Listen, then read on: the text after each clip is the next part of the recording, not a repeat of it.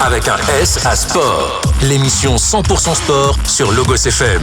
Toute l'actualité sportive de la région passée au crible avec Olivier et toute sa team. La team qui est ravie de vous accueillir comme chaque mardi au complet pour Avec ASA Sport, l'émission qui vous parle de sport au pluriel sur Logos FM. Pour m'accompagner ce soir, Florian Pitreau de Sport 7 & Co. Salut Florian. Bonsoir Olivier, bonsoir tout le monde. Et puis de retour depuis après quelques semaines d'absence, mais on est content de le retrouver en studio, c'est Martial Devino. Salut Martial. Bonsoir Olivier, bonsoir à tous. Alors tout à l'heure en deuxième et troisième partie, nos invités seront issus du FC Chamalières. On va faire local. Aujourd'hui, on aura Robert Courtial, dirigeant du club. Bonsoir Robert. Bonsoir tout le monde. Et le coach du club, Arnaud Marcantelli, qui nous rejoindra tout à l'heure. Bonsoir Arnaud. Bonsoir.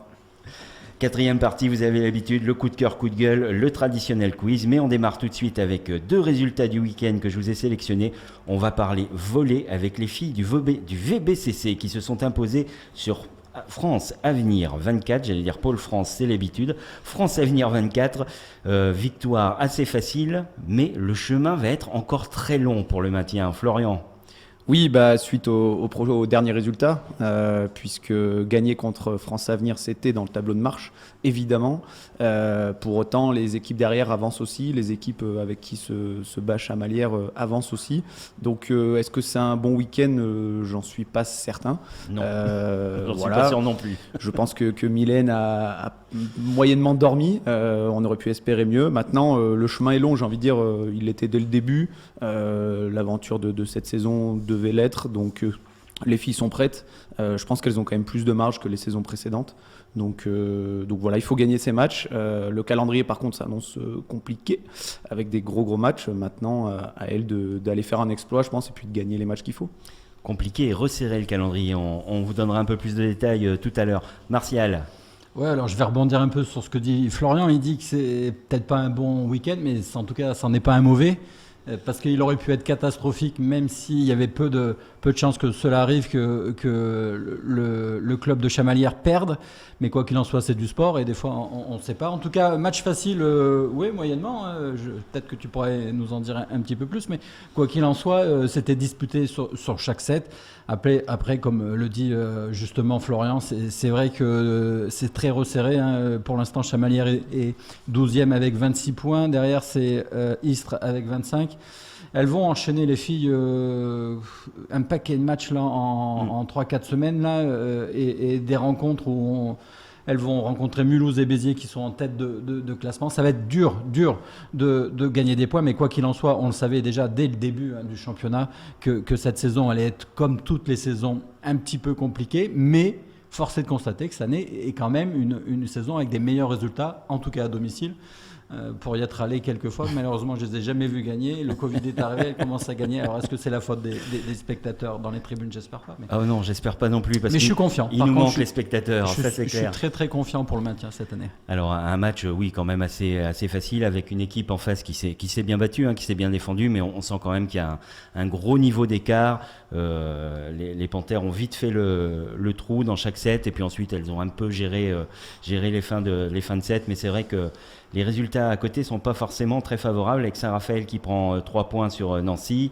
On a Istres qui arrive quand même à prendre 1 point sur le Canet. Mougins qui est allé s'imposer à Marc-en-Barreuil. Donc voilà, et puis on l'a dit, des matchs compliqués à venir. C'est 6 rencontres en 21 jours. Je ne sais pas si vous vous rendez compte du rythme. Pour Aix qui a 2 matchs en retard, c'est 8 rencontres en 21 jours. Ils vont jouer 2 matchs de suite en 24 heures. Et les mauvais hasards des calendriers font que Aix, en 24 heures, va devoir jouer Mougins, Saint-Raphaël. Donc 2 candidats directs, 2 adversaires directs de Chamalières. Est-ce que Aix va avoir les ressources pour jouer à fond ces 2 matchs-là et pas nous faire de mauvaises surprises? Mais bon, effectivement, après, il y aura des confrontations directes face à Saint-Raphaël notamment, face à Mougins à la dernière journée.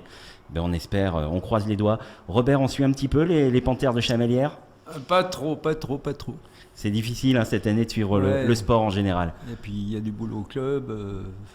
J'ai des responsabilités en National 2, donc je ne peux pas tout faire. Le vendredi, le samedi, le dimanche, c'est pas possible. C'est difficile d'être partout. Résultat suivant, on va enchaîner avec une équipe qu'on n'arrête plus. C'est les Sangliers Arvernes. Difficile début de saison. Et puis là, voilà, ça fait 2 rencontres. on ne les arrête plus. Encore une victoire au tir au but.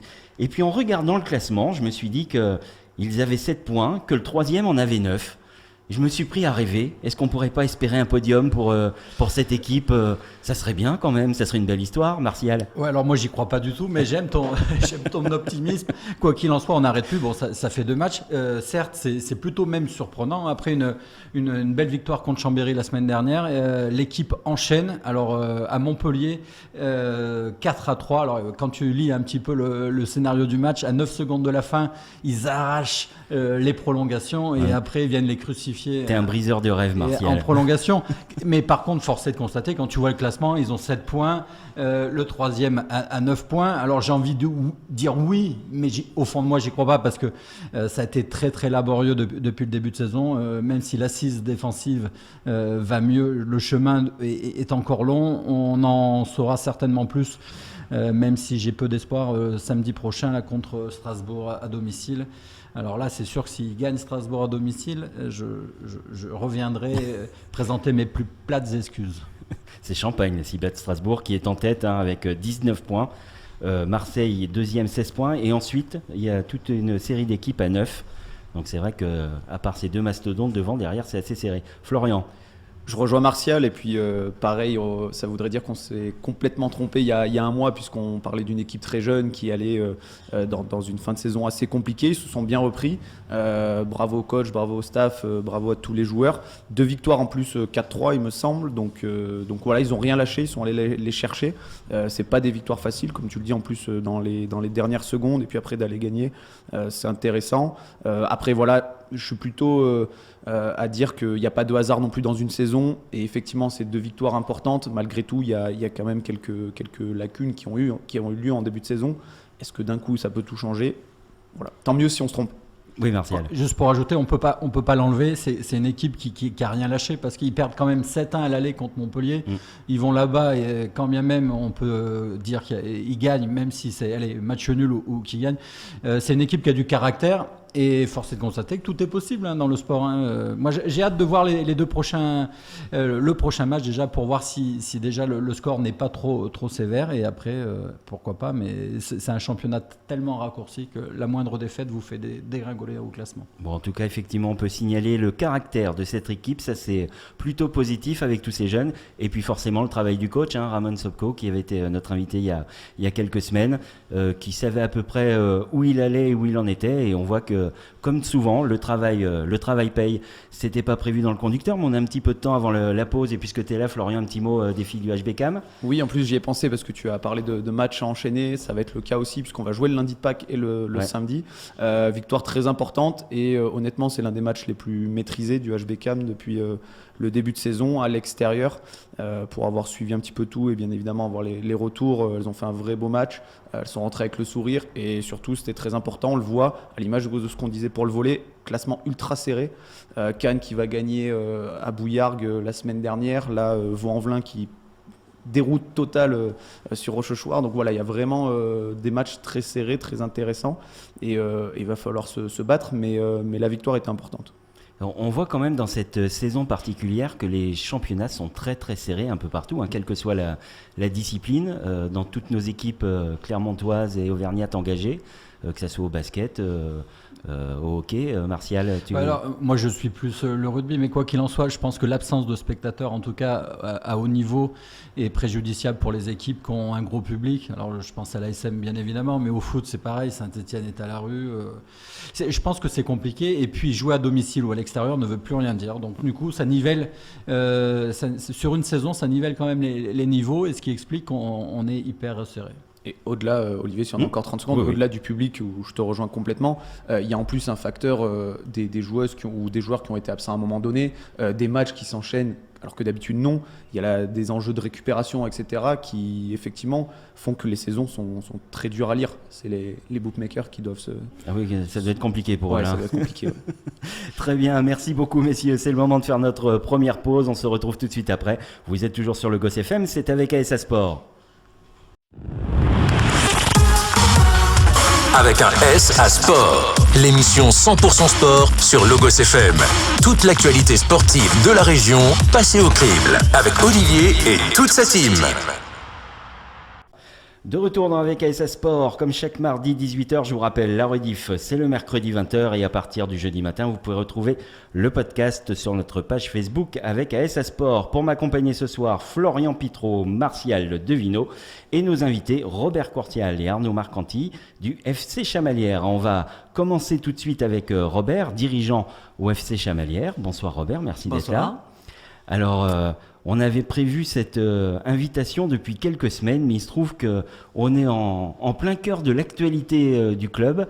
Donc, on va évacuer tout de suite la question que tout le monde se pose. On en est où au niveau de la direction du club ? La direction du club, aujourd'hui, il n'y a plus de président à la tête du club. Monsieur Chastain vient de m'envoyer une lettre recommandée comme quoi il démissionnait officiellement de son poste de président ce matin. Donc ça, c'est officiel. Officiel. Plus de président au club. Il n'y a plus de président au club. Donc on va refaire une élection au comité directeur pour nommer un nouveau président.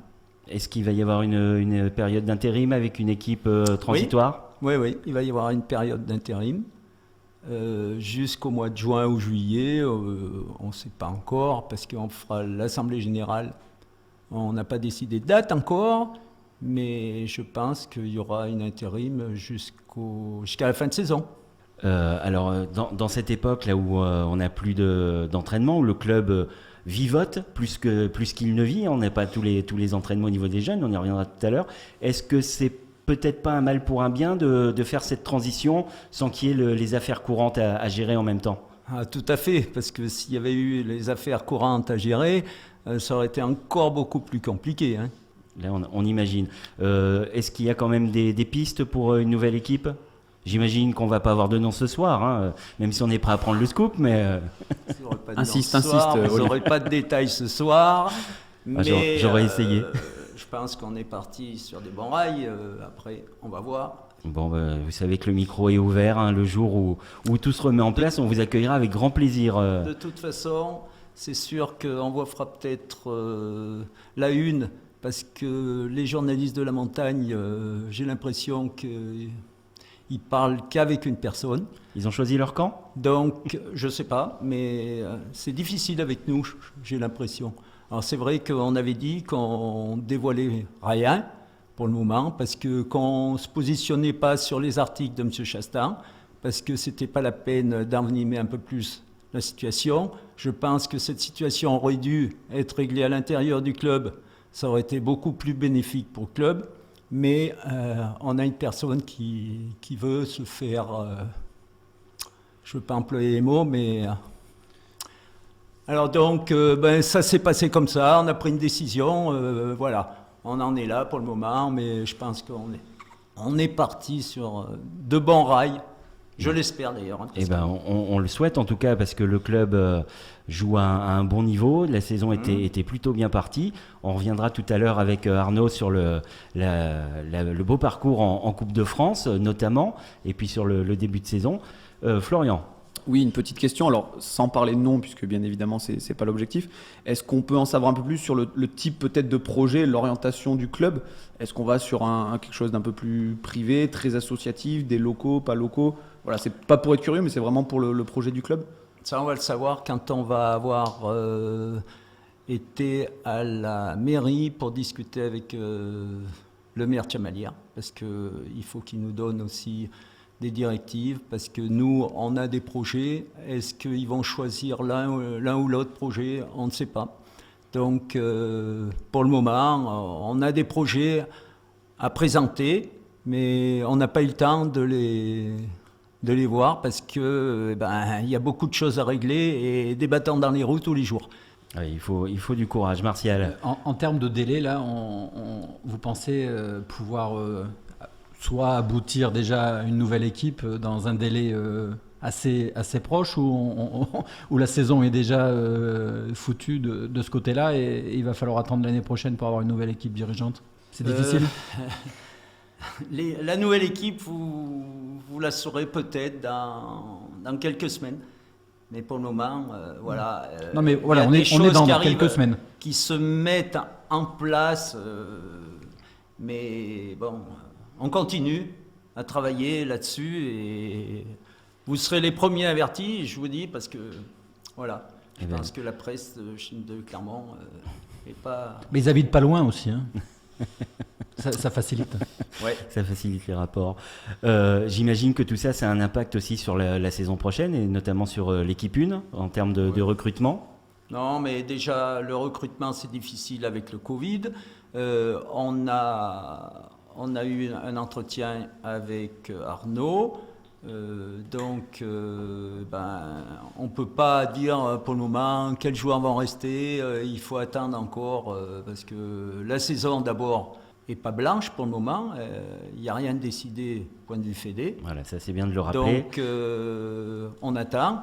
Et à partir de là, peut-être qu'on avancera un petit peu plus vite. Ouais. Donc on va rappeler que la fédération a annoncé l'arrêt des championnats amateurs, sauf la Nationale 2. Voilà. C'est bien ça. Mm. Donc pour l'instant, vous êtes toujours dans le doute. Ouais. On est quasiment début avril. Une saison qui est censée s'arrêter dans 2 mois. Oui. Et vous ne savez toujours pas si vous allez pouvoir jouer ou pas. Donc c'est vrai que le recrutement, la préparation de la saison, enfin tout s'enchaîne avec et ça va être un peu plus compliqué, quoi. Bon.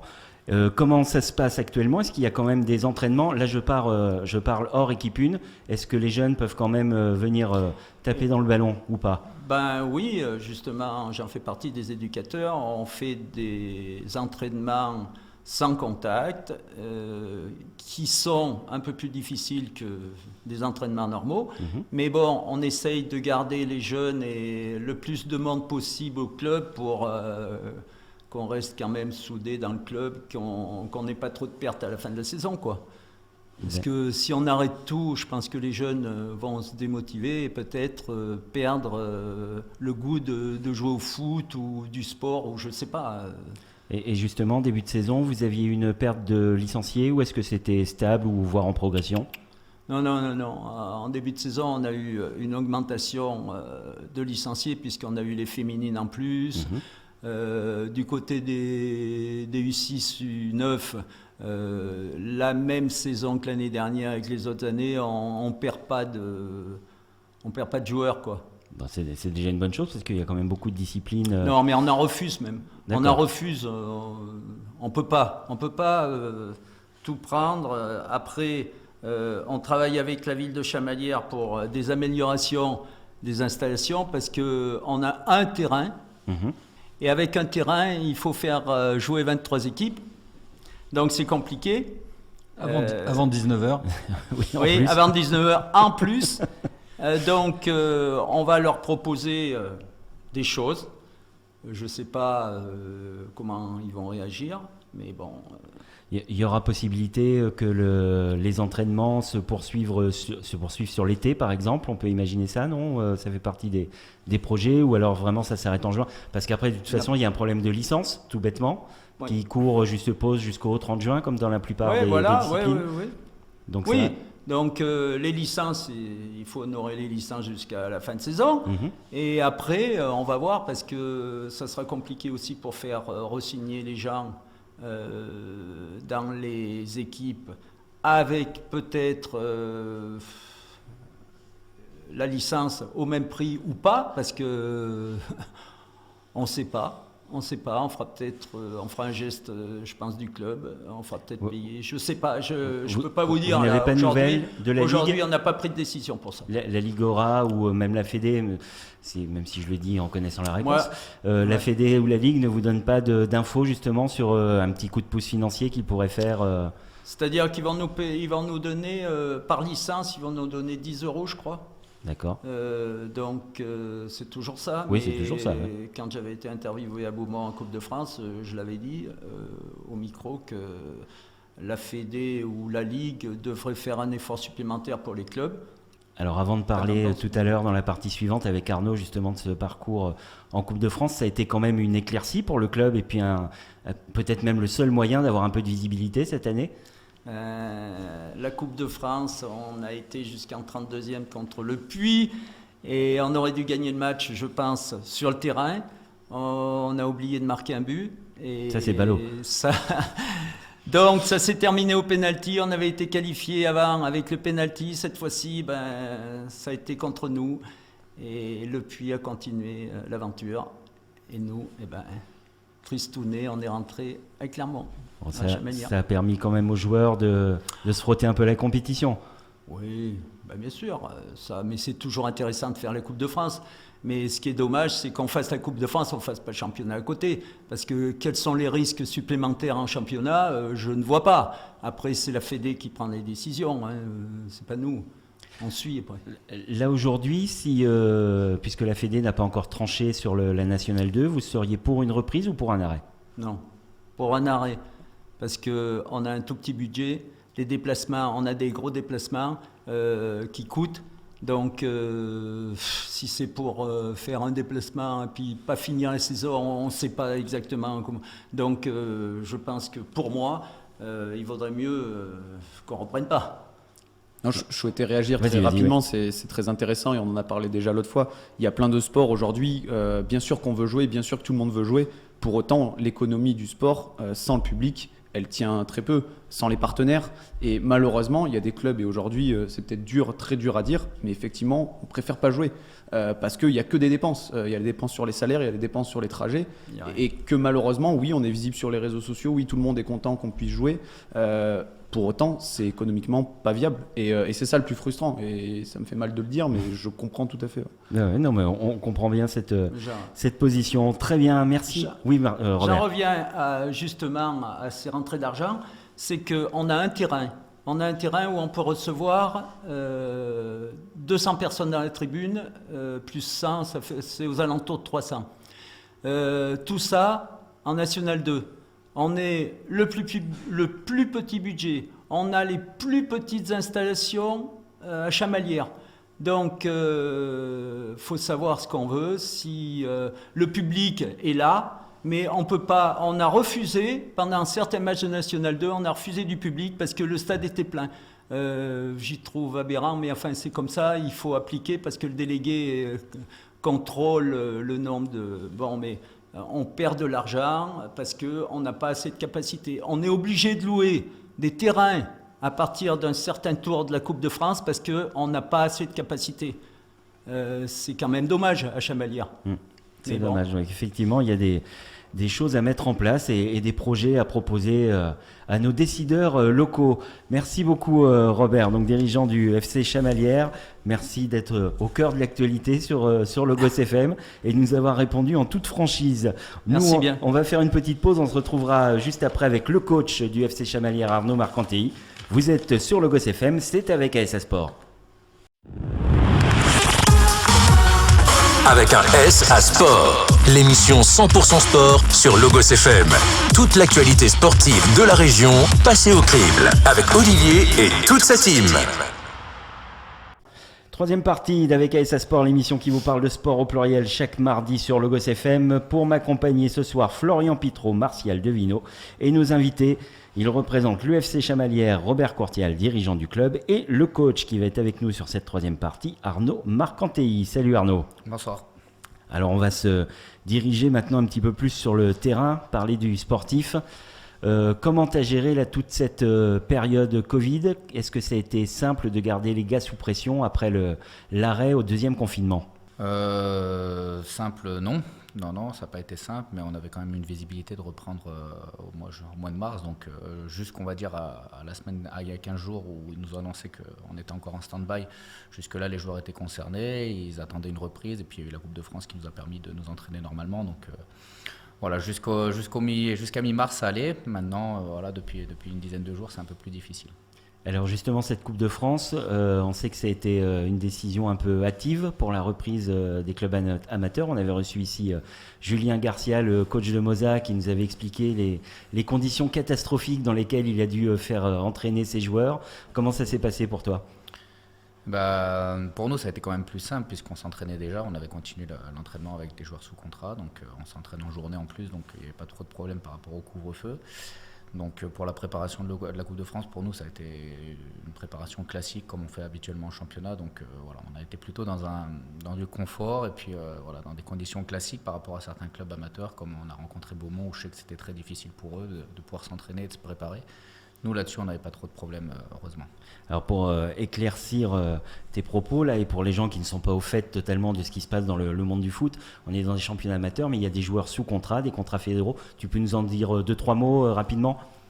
Oui, enfin, nous on est amateurs à Chamalières, voilà, complètement amateurs, même si on a quelques joueurs sous contrat. Mais on est dans un niveau un petit peu bâtard où les joueurs vivent tous du foot. Voilà. Ils s'entraînent tous les jours, donc c'est leur métier. Néanmoins, ils n'ont pas un contrat professionnel.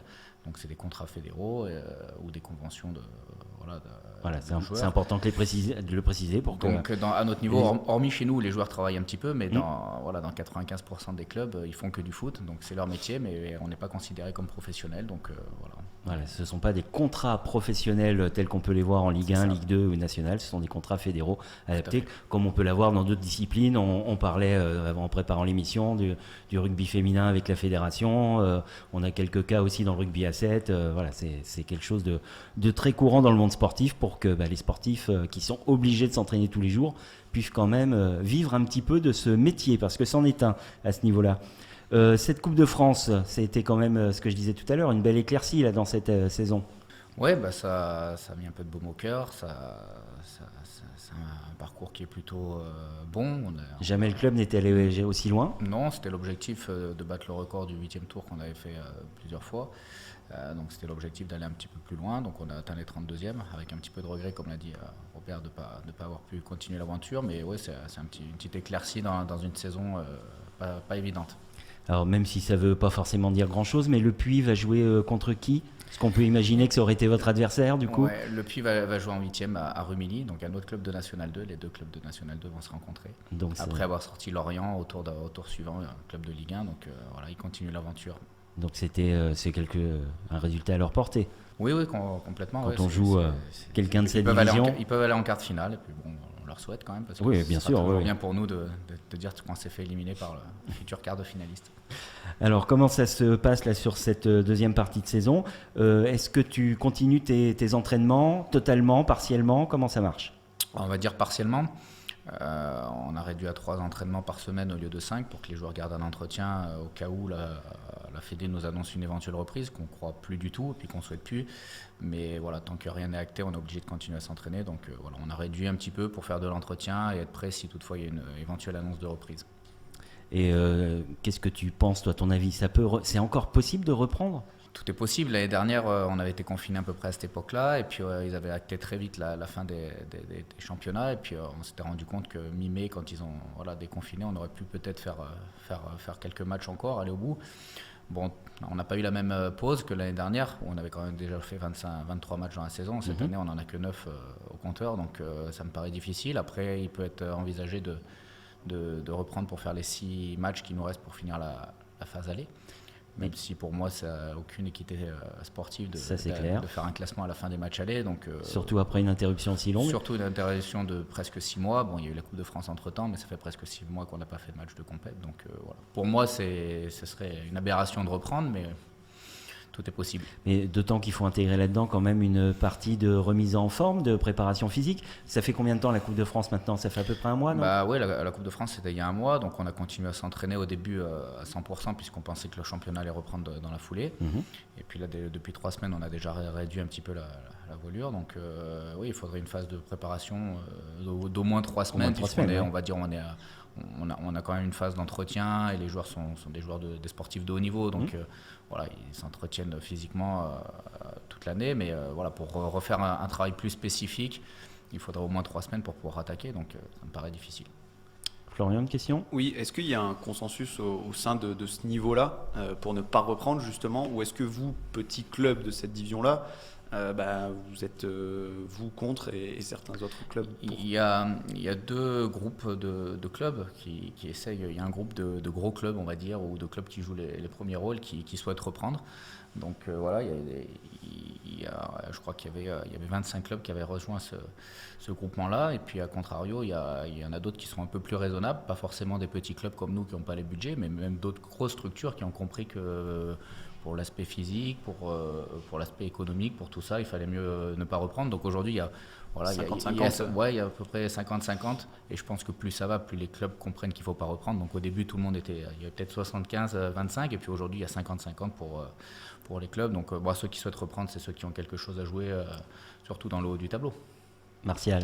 Ouais, déjà, je voudrais vous féliciter pour cette épopée en Coupe de France, parce que à vous écouter, j'ai vraiment l'impression qu'il y a une grosse frustration qui gâche quand même cet exploit, ou en tout cas ce parcours plutôt original et plutôt brillant. Donc du coup, si on est plutôt positif, on peut déjà vous féliciter.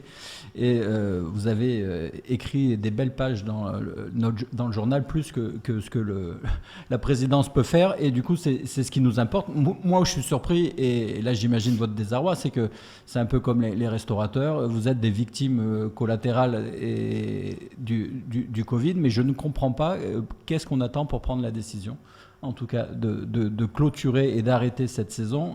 Alors le président va parler mercredi, alors si effectivement il y a un nouveau confinement qui s'instaure, certainement que les instances du football vont aussi prendre le pas.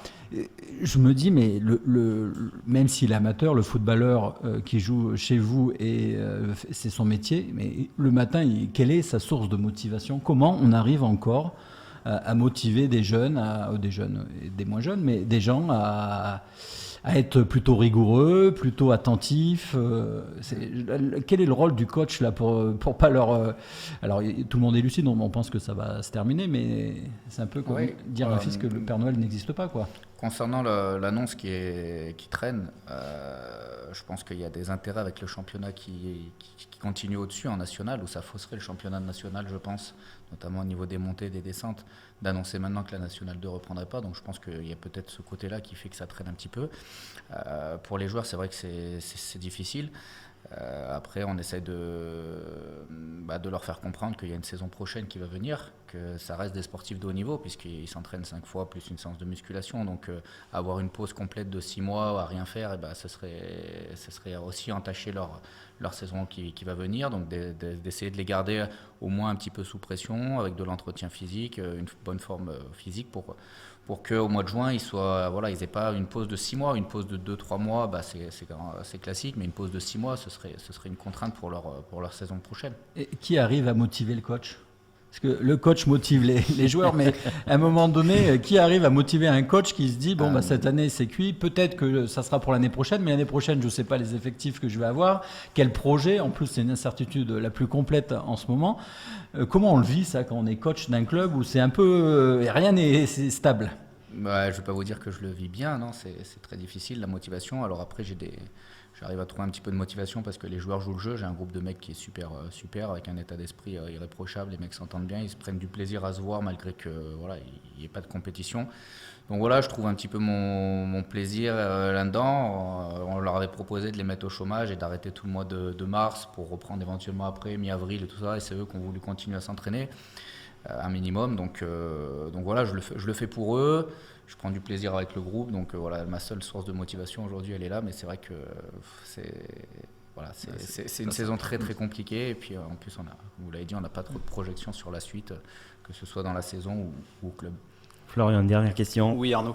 Là, c'est l'ancien footeux qui parle. Justement, quel est le contenu de ces séances sur cette période un petit peu bâtard, comme tu l'as dit, entre deux ? Alors nous, on a le droit à du contact, oui. Parce que les joueurs, c'est leur métier, donc déjà ça aide un petit peu.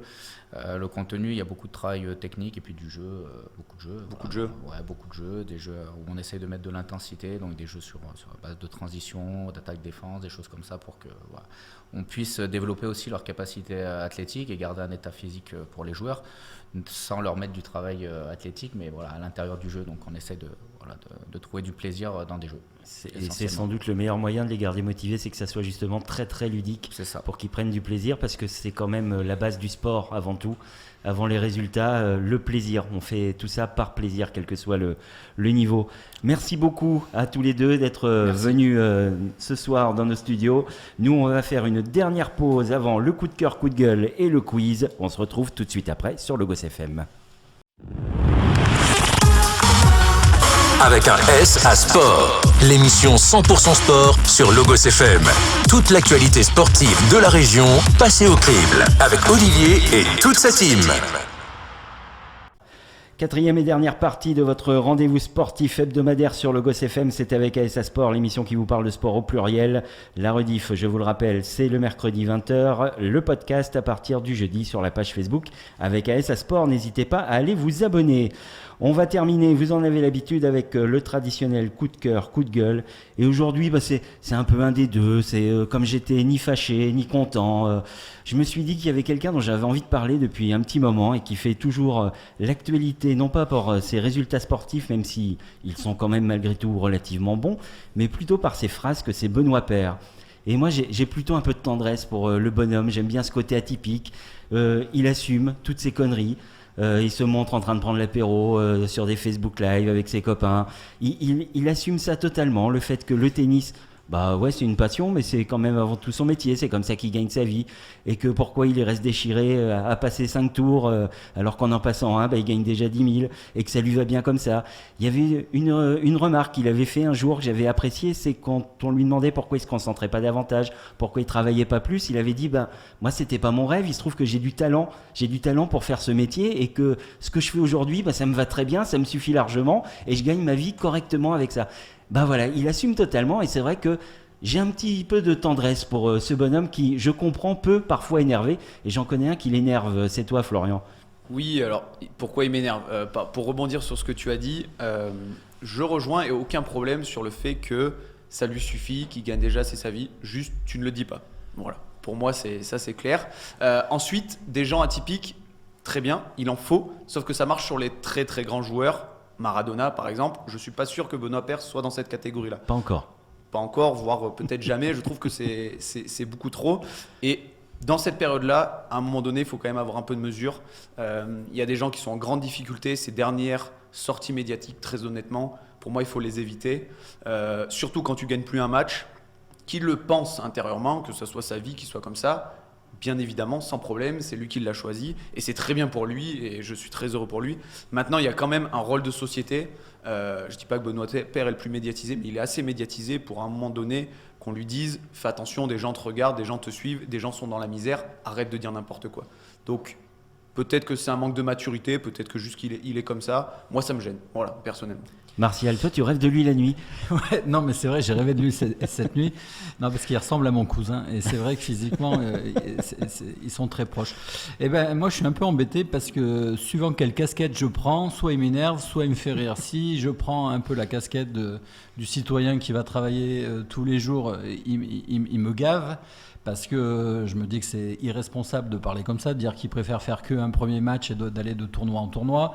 Si je parle, si j'ai la casquette du père de famille qui veut montrer à son fils ce qu'est le sport de haut niveau, les exemples que peuvent tirer les joueurs, ça m'énerve aussi parce que je me dis mais il a rien de professionnel et on le voit sur les réseaux sociaux en train de boire l'apéro, brancher différents joueurs et du coup je suis un peu embêté. Ouais. Il y a un côté modélisant qu'il n'a pas et qui m'embête un peu. Après, il a un côté un peu rock'n'roll qui manque cruellement au tennis. Ah, ça c'est clair. Et du coup, il y a ce côté-là qui me déplaît pas. Rajouter un talent quand même. Mais ça marche quand tu gagnes des matchs. Il en gagne plus un. Oui, il en gagne. Non, là, ça devient, on devient dans le pathétique ou le ridicule. Je te rejoins, mais quoi qu'il en soit, il a un talent quand même assez fou. Très mal exploité. Alors j'imagine que de nombreux entraîneurs ont essayé de le faire jouer, de ne pas le faire dégoupiller, mais ça ne marche pas. Voilà, je suis vraiment gêné avec ce joueur parce qu'il y a un côté attachant, talentueux qui me plaît, mais un manque d'exemplarité qui m'agace et puis un potentiel gâché. Il va se réveiller à 35 ans, il va se dire putain, mais alors c'est bien, peut-être qu'il se contentera de ce qu'il est, mais on est combien, et moi j'ai joué au tennis, on est combien à vouloir être un tout petit peu meilleur, et quand on voit qu'il arrive là où on n'arrivera jamais, on se dit ouais, allez, sors-toi un peu les doigts et essaye de faire quelque chose, parce que tu peux le faire, sauf qu'il y a des sacrifices qu'il n'est pas prêt. Après voilà, c'est un grand garçon, mais j'ai peur que quand il sera au coin de la cheminée à 60 piges, il se dise putain, je crois que j'ai quand même loupé une bonne partie de ma carrière. En tout cas, il laisse pas indifférent, mais c'est vrai que n'est pas Connors ou McEnroe qui veut. Eux étaient numéro 1 mondiaux. J'ai compris Connor, j'ai eu peur. Non. Mais on en a plus des Connors. On en a plus quand t'es à haut niveau. On les embrasse les Connors. C'est des tristus quand même. Ça c'est clair. Et après Olive, oui. tu es aussi dans le sport féminin, etc. Là, on a le FC Chamalières. Quand il y a des gens comme ça qui se battent, qui gagnent pas un sou, et qu'on voit des mecs comme ça, moi, très honnêtement, ça me fait chier pour les filles de Chamalières, pour les filles du HBK, mais pour tous les sportifs qui se déchirent. Il y a des athlètes qui sont dans des sports beaucoup moins médiatisés.